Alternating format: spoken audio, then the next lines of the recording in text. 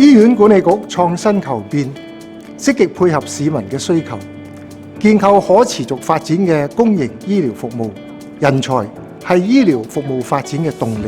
今年嘅得獎者嚟自唔同嘅職系，開展更多智慧醫院項目，提升病人嘅體驗，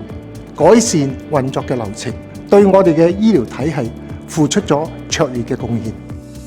今年我哋好榮幸有14位優秀青年、7位傑出員工同埋6隊傑出團隊獲獎。佢哋迎合未來嘅服務需求同埋護理模式嘅發展，將創新科技應用到臨床，造福更多病人。呢啲成就離不開所有同事嘅共同努力。期望大家再接再厲，攜手為香港市民提供最優質嘅醫療服務。今年我哋好高興收到94份提名，充分體現咗大家對活動嘅熱烈支持。遴選委員會係根據候選人或者團隊嘅貢獻進行遴選，準則涵蓋以人為先、專業為本、敬業樂業同埋群策群力。而優秀青年獎更加需要擁有成為倡導者嘅特質，能夠激勵團隊創新，注入活力。恭喜晒！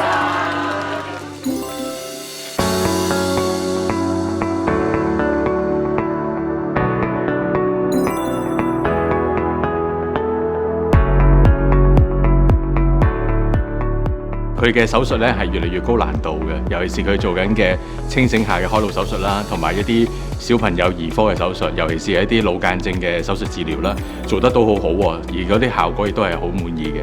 其實咧，因為小朋友腦間嘅情況，香港嚟講咧，認知度唔係真係咁高啦。咁我哋就住呢件事咧，咁其實我同我嘅團隊啦，即係包括埋兒科醫生啦，咁又一齊去上國際性嘅一啲堂啦，增加呢個認識啦。咁我哋用咗呢個模型咧，去講解俾大家聽，係點樣用一個精準嘅方法咧，去揾到佢嗰個抽筋嘅病灶嘅源頭，然後我哋可以用啲咩方法咧，去幫病人同埋小朋友去根治呢個問題。咁我就將兒科醫生啦，我哋腦外科醫生啦，成立咗呢個兒童腦間嘅跨專科團隊嘅。咁我哋定期嘅會議多咗好多討論嘅時候咧，就係大家都會進步落去咯。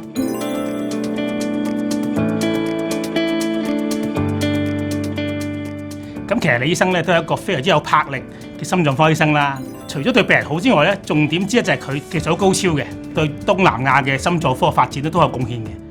我哋喺2010年12月嗰陣時咧，就喺我哋醫院咧做全香港，咁亦都係全個大中華地區嘅第一個主動脈心瓣植入術。經過股動脈咧，一路將嗰個導管咧放入去大動脈心瓣嘅位置。因為佢收窄咗嘛，嚴重收窄啊嘛，我哋喺嗰度咧就放一個新嘅心瓣。自從我哋開展之後咧，其他 HA 嘅醫院或者甚至私家醫院咧，亦都陸續開展咗呢個手術。大概2年前咧，醫管局咧就批准我哋做一個治療方案，心臟衰竭呢班病人一入院嗰刻，我哋已經有一啲血液測試咧，去揾呢班病人出嚟，同埋揾邊個係差啲，從而咧就我哋用唔同嘅方法去醫治。咁呢個咧都係我哋想將來喺成個醫管局咧繼續推廣嘅項目嚟嘅。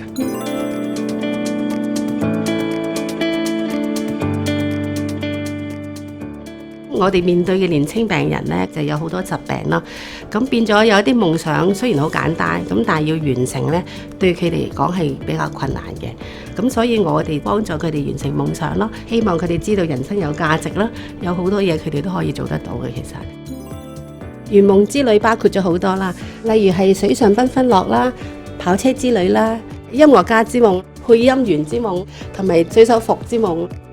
最深刻嘅印象其實就真係見到咧，我哋嘅醫護人員啦，就其實另外包括我哋嘅社工啊、職業治療師啊，佢哋真係會廢寢忘餐，尤其是去宿營啊嗰啲活動嘅時候咧，佢哋真係瞓低2個鐘，甚至冇瞓覺咧，去睇住呢一班病人，去幫佢哋實現夢想。醫護人員係額外用自己嘅時間去幫佢哋完成夢想啦，咁所以真係覺得好感動嘅。其實我哋呢個計劃呢，其實就訓練咗75個以上嘅社區同埋青少年嘅義工，亦都聯繫咗37個嘅社區機構，而幫助我哋呢25個病人去完成夢想嘅。我哋將呢25個青少年完成夢想嘅經過呢，製作成一系列嘅生命教育，包括一個我哋叫做真人圖書館嘅計劃，就將佢哋嘅經歷呢，就喺各大專院校同埋一啲學校裏邊同青少年分享。相見孖啲2.0，追夢愛同行，耶！